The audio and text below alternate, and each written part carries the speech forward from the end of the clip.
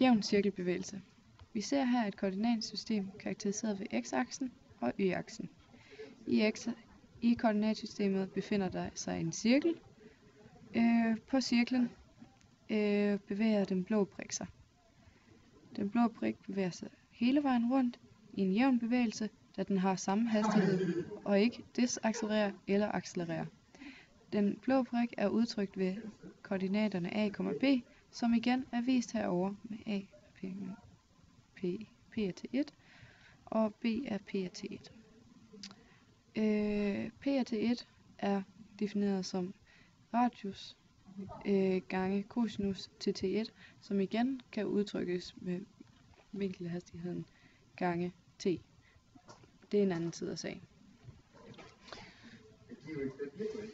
Samtidig har vi den røde prik, som bevæger sig frem og tilbage af x-aksen. Den bevæger sig altså ikke som den blå prik, der både bevæger sig i x- og y-koordinater. Nej, her bevæger den sig kun i x-koordinater. Y er lige med 0, som også er indikeret her. Den ændrer sig ikke, den er en konstant, altså y. Hvis man ser de her bevægelser i den virkelige verden, så ville et eksempel for eksempel være en slinky, som hvis man bevæger den fra side til side, laver en transversal bølge, som ifølge pilen, og den vil følge den blå prik her. Sådan der.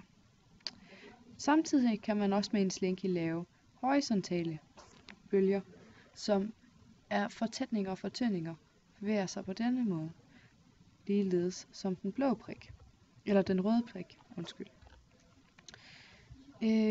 Det ses af de to koordinatsæt her, at x-koordinaten for de to punkter er begge af a.